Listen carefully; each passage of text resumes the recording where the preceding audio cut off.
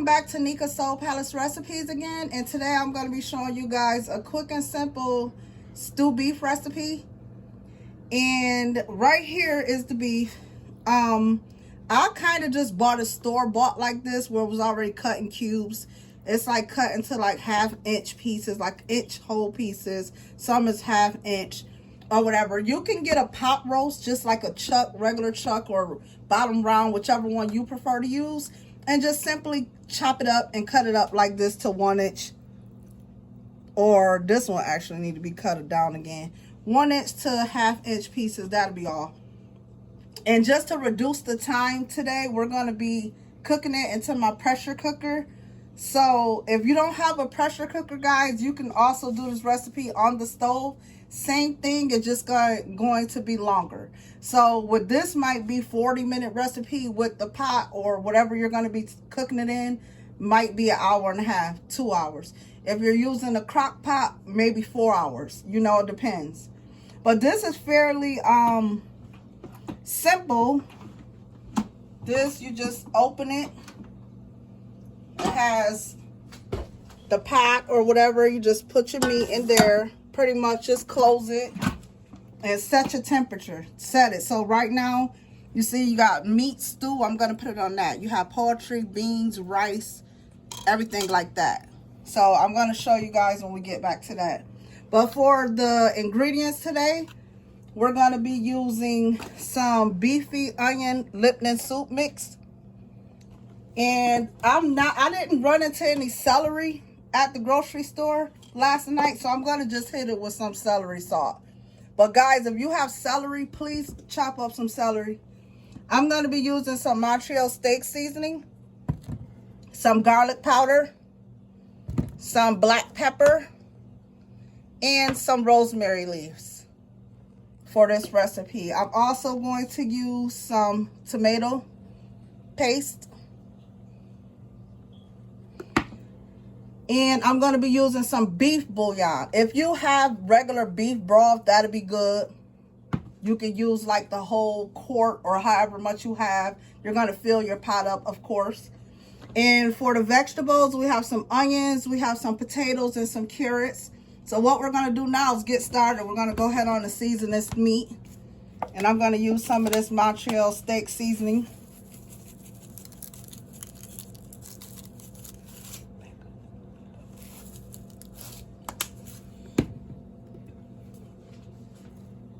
Garlic powder.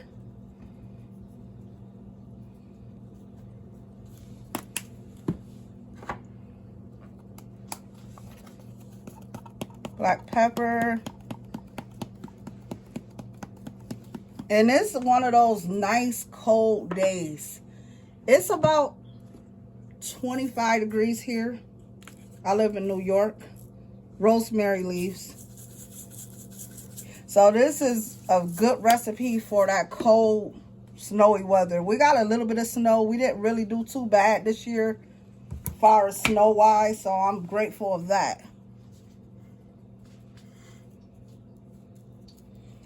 And not too much celery salt because that has a really strong taste.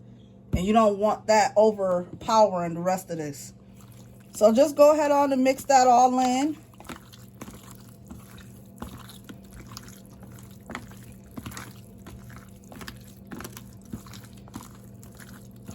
That's how with this good cold weather, why not make some beef stew?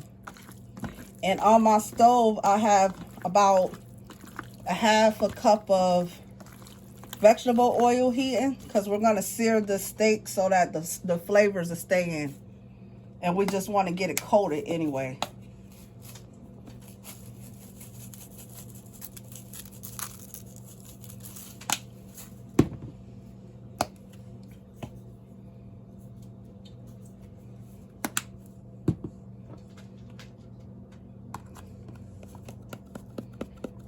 And if you have a crock pot or like I'm going to use this pressure cooker, so much better because you don't have to really just stay there and wait. You know, you just dump all your stuff in there and keep it moving.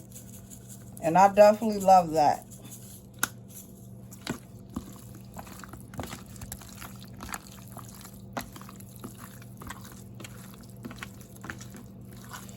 Or you guys can put some gloves on if you don't want to get your hands dirty. You know I don't mind, so I just use my hands. But if you don't want to feel this or, you know, all that seasoning because it get messy, go ahead on and just put some gloves on.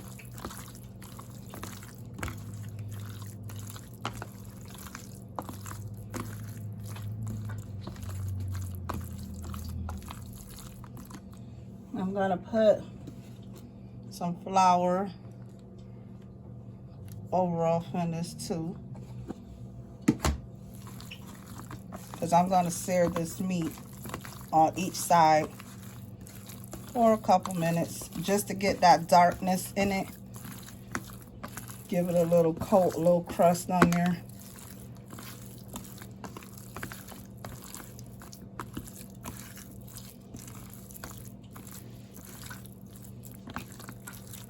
Also, guys, this is some cornstarch. At the end, we're gonna create a slurry with that. So just like a spoonful of cornstarch with a little bit of water, we're gonna pour it off into there. That's going to make the gravy thicken up. Get some gravy, I meant. Okay. So we're gonna move over here to the stove. Well, let me see, is it heated up enough really quickly.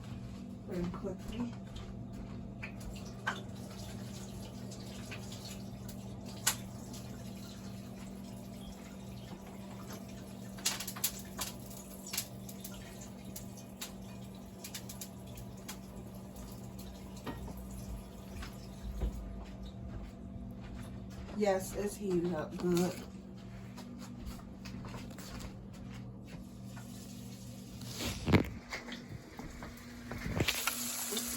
Excuse me. So we just want to get this in there.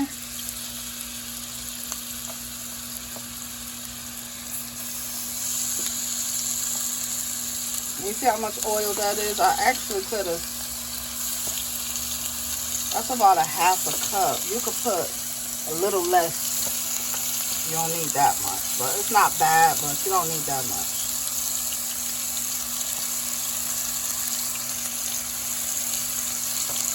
And we don't want to overcrowd the pot so that I can get a nice, you know, sear on each side. Hold on, let's stick one more. And just let that go, guys, for about a couple minutes on each side.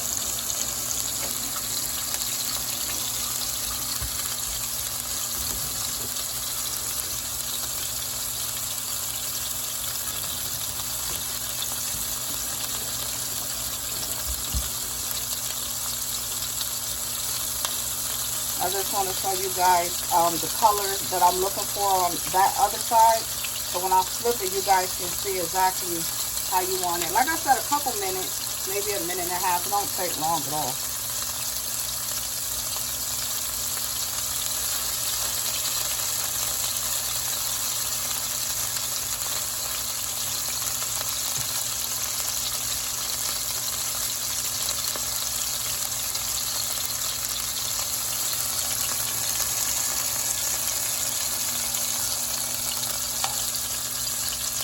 You see that?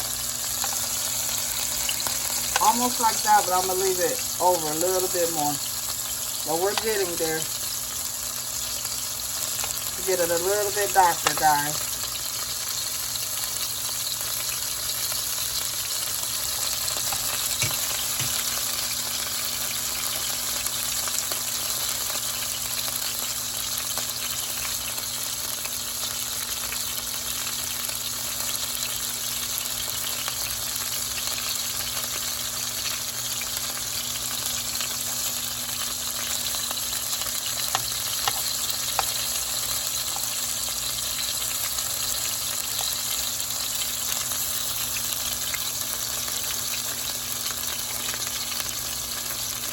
Just like one more minute.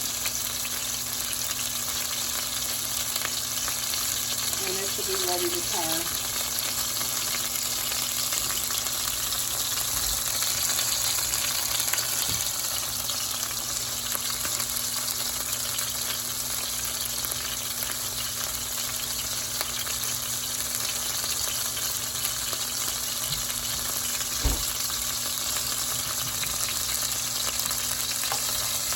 like this, guys. So just like that, just turn them all over, let that other part go, and then we'll move on to the next step. So we're gonna get this all the way finished, do the other side, and we'll be back. Okay guys, so we're back, and as you can see, the second batch got done. So all we're doing now is taking this out, putting it into my pressure cooker, and we're gonna get the onions going. But what I wanted to show you guys was, you see all of this down in that, all that grease.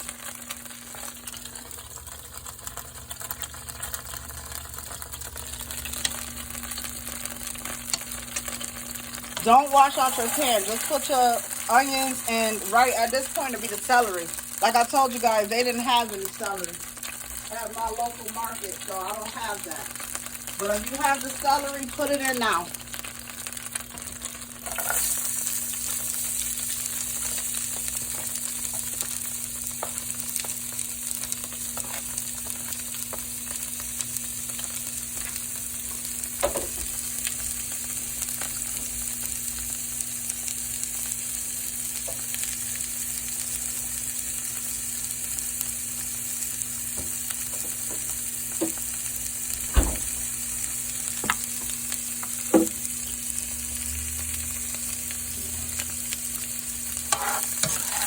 And we're just sauteing this really quick.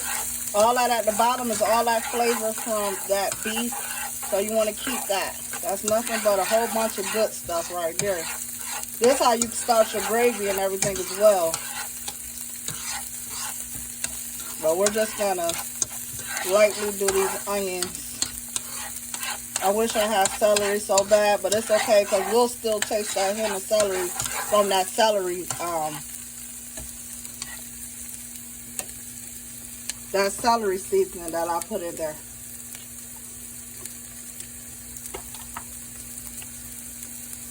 Just give it a little teaspoon of butter.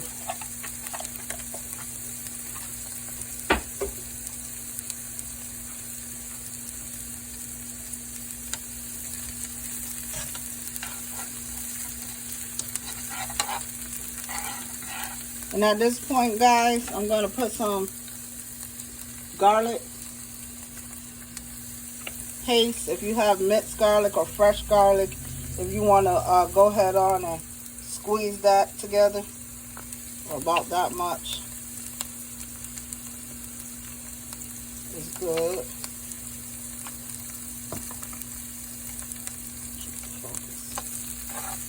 And I'm just going to mix that in. The garlic, you don't want to cook too long or whatever. And we need that garlicky flavor though. So let that go for like another little about 40 seconds.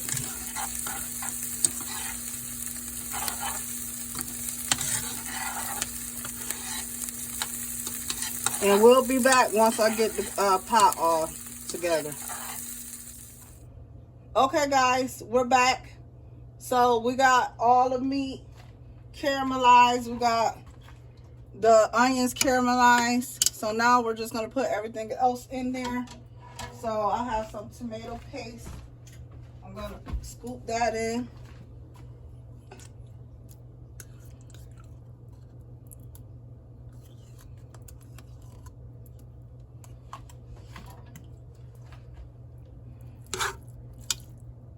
I have some, I'm going to put the potatoes and carrots in first.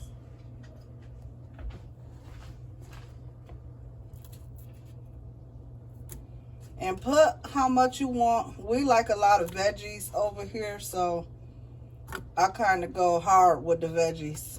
You don't have to use this many if you don't want to.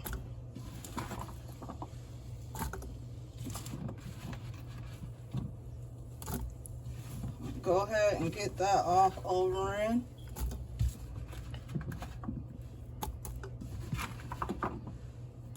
Also, at the store last night, they did not have any peas, the green peas. So what I had to do, because it ain't the same without your peas, I had to literally buy a couple of bags of the regular mixed vegetables that has the peas in it.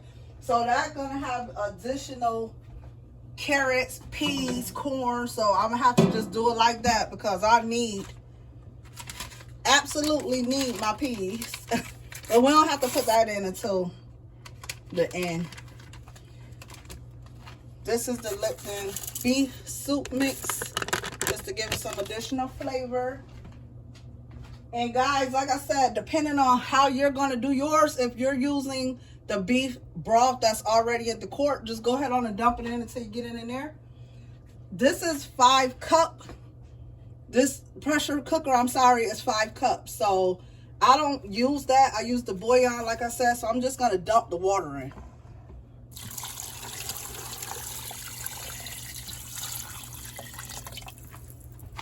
And since that is 5 cups, you put a teaspoon of the bouillon per cup. So if you're only going to use 2 cups of water, you'll put 2 teaspoons of the bouillon. So since it's 5, I'm going to put the 5. All right, 5.5.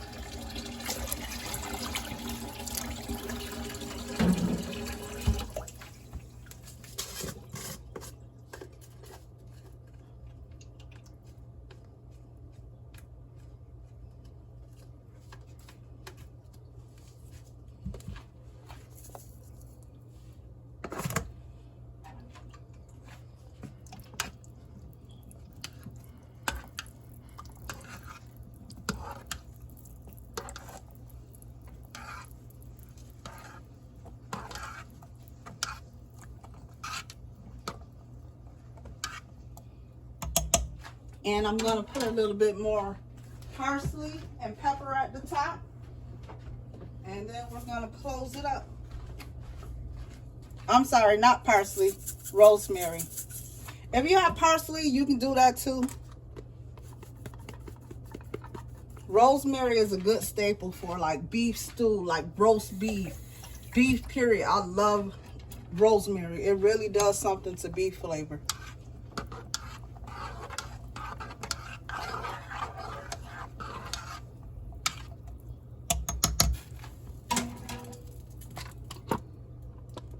I'm going to just close that, and we're going to hit meat stew.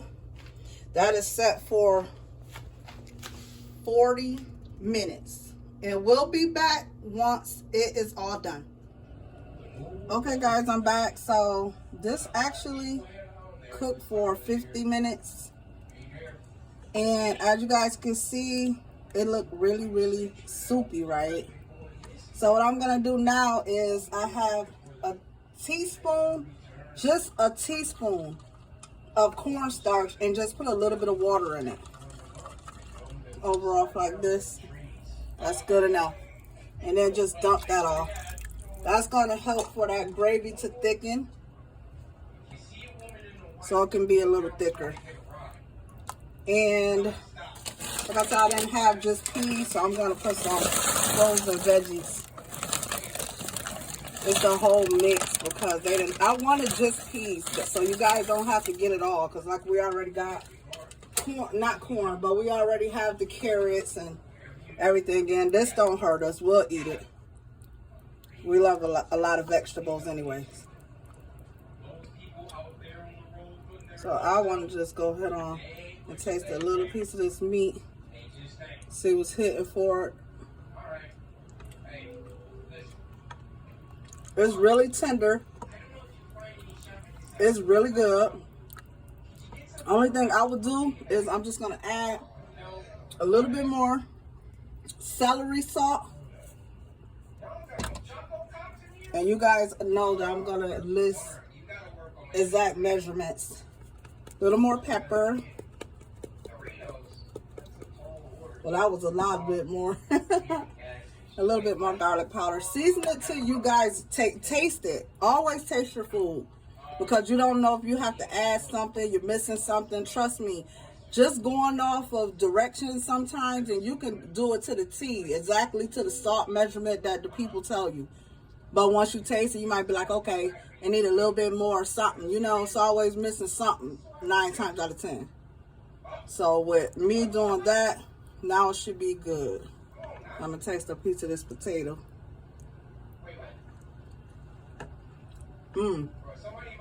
That's really good. That's really, really good. So guys, I'm gonna let that cornstarch just thicken things up a little bit, and then we'll be back to plate it.